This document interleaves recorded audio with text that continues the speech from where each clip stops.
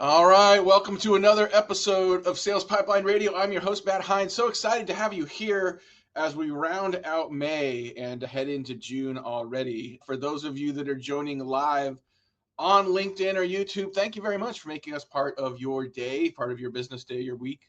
If you're joining us live, you can be part of the show. If you have a question, a comment, a rebuttal, a rant about our topic today, feel free to throw that in. We can reference that. We can bring your comment up on screen, make you part of the show, and thank you as always for doing that.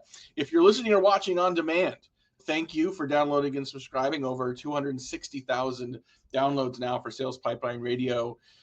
And if you want to access any of this content, current, past, and future, you can always find it at salespipelineradio.com.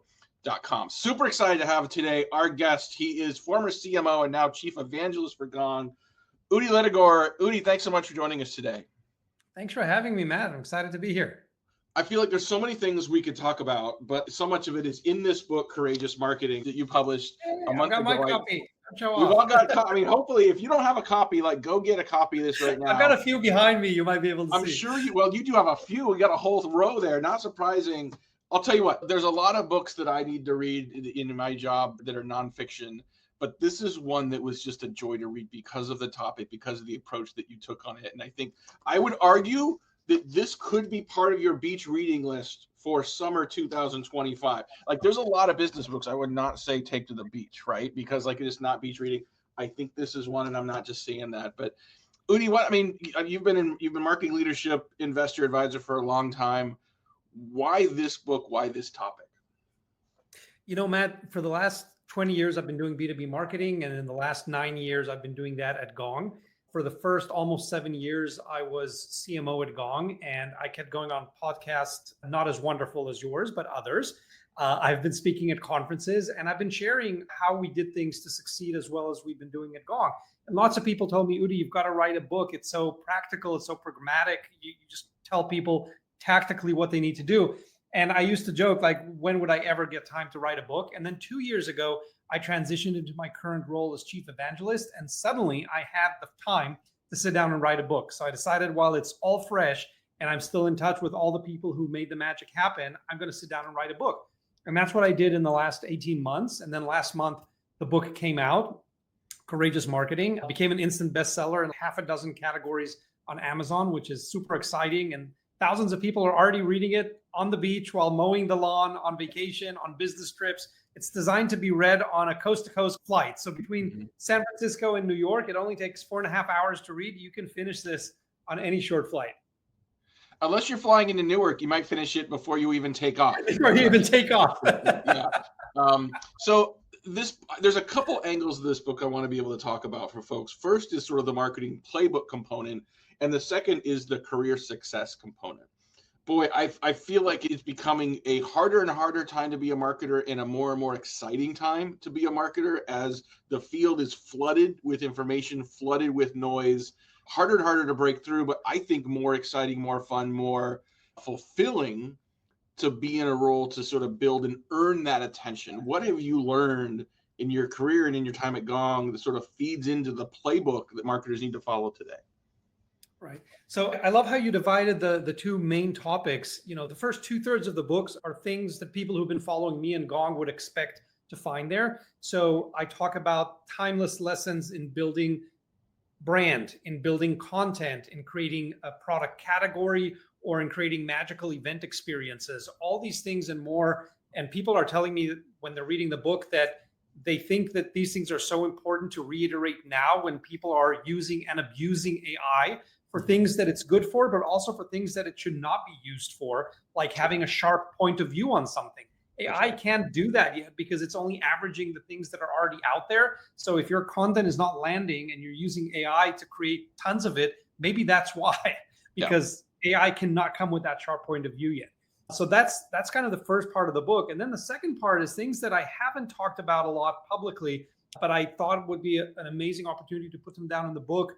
And I honestly co-wrote a lot of those chapters with not only my former team members, folks like Devin Reed and Chris Orlob, Vince Chan, Sheena Badani, and many others, but also I interviewed other CMOs and sales leaders like Ryan Longfield, who's now at Shopify and was the longtime CRO at Gong. We practically co-wrote the chapter on how sales and marketing should align together. And I think those lessons are timeless because they talk about the human side of marketing and how to navigate your career from finding the right company, identifying whether your CEO is going to give you the flexibility and wiggle room that you need to be creative in marketing, how to build a courageous team that do their best work while working with you, and how to work with sales to produce the business outcomes that your company needs.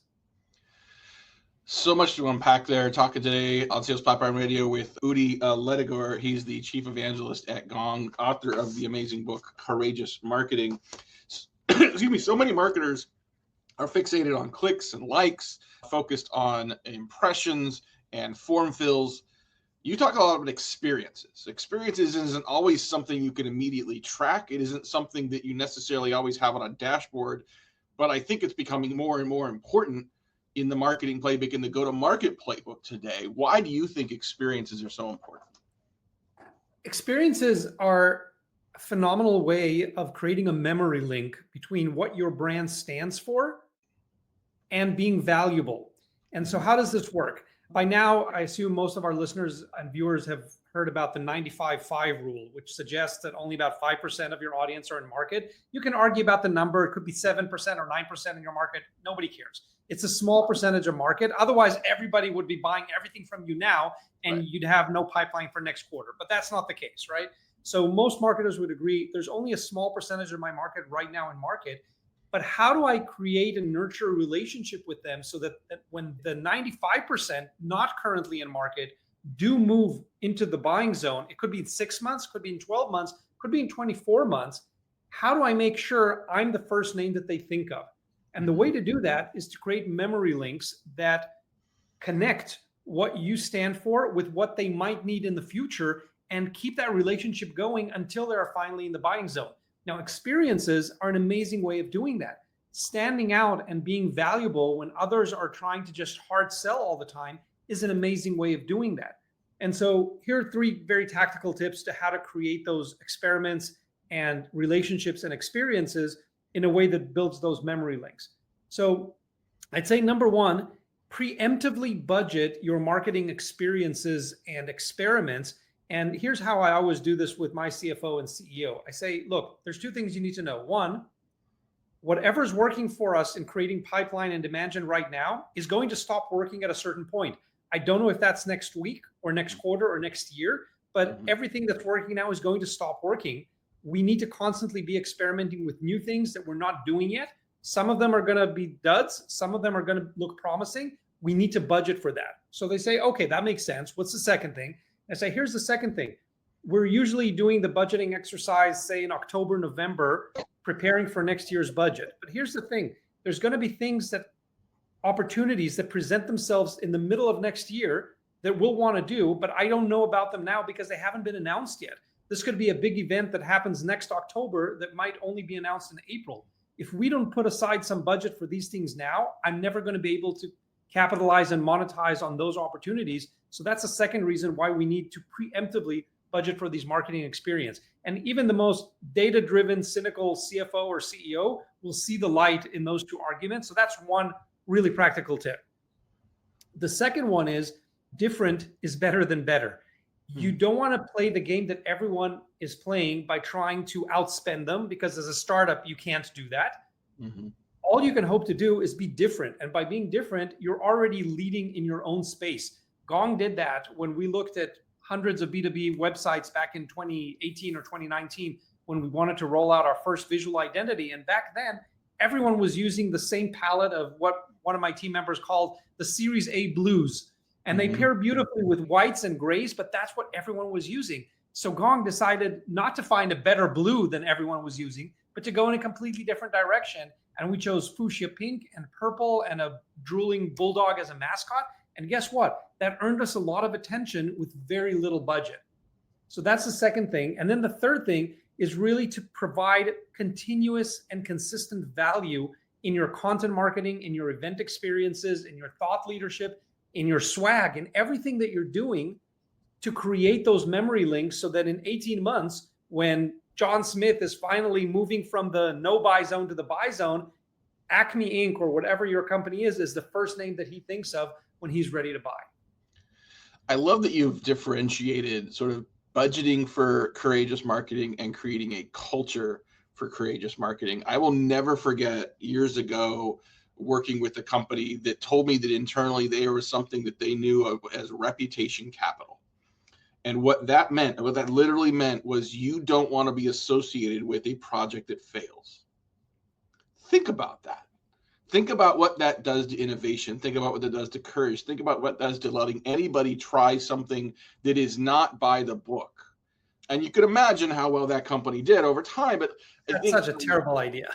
well, of course it is, right? But like I think, but it's not. But not everyone understands it sort of inherently, like this culture of courage or this cult. Like I've been said in the past, like culture of failure, like accepting and encouraging failure as part of the Yes. process. That is not a common thing. How do you create a culture and a team that accepts and rewards courage in that format? Right. So let's talk about that, because I think it's one of the most important and one of my favorite chapters of the book, I'll be honest, is how to create a courageous team that does their best work. And this was a discovery process for me in hindsight. When I interviewed half a dozen of my team members and saw all these themes and stories bubbling up, they finally formed a picture and a framework that I could not have put into words earlier. So let's say two things about this. One, exactly what you said. If you create a culture where people are afraid to take risks, if they never want to be associated with failure, you're creating a culture where everyone is always playing it safe. And guess what? When everyone's playing it safe, you're never going to drive innovation. You're not going to do anything creative. You're never going to stand out. You're just going to play it safe and follow those dreaded best practices, which in reality are boring practices, because by the time anything becomes a best practice, everyone is doing it. So you are guaranteed at best the ordinary results that everyone else is getting. You're never going to create anything extraordinary. So if we all agree that to create something extraordinary, which is what most of us say we want to do, we also have to do extraordinary things. And that means risk failure and actually promote it and encourage it. So that's one thing. The second thing is, okay, so how do you actually do this? How do you create this culture? And here's a really overly simplified version of it. There's lots more in the book, and not only in my book. I would highly recommend Adam Grant's book, Think Again, to anyone who wants to learn more about creating this culture. He wrote about winning teams at NASA and other great organizations and how they created this culture. But here are the two main points from that chapter. What you want to create is psychological safety, where your team members feel safe to fail. They know that if they drive an experiment and take risks and things inevitably will not always work out, they will not be fired for doing that. They will be celebrated for the learning, for the initiative, for the risk taking. And it's that culture of psychological safety that allows people to come out of their shell and go beyond the best practices and do amazing things. Now, theoretically, that could lead to people going rogue and doing experiments for the sake of experiments and not always tied to the business goals. So you do have to counterbalance that with something else that Adam Grant calls process accountability.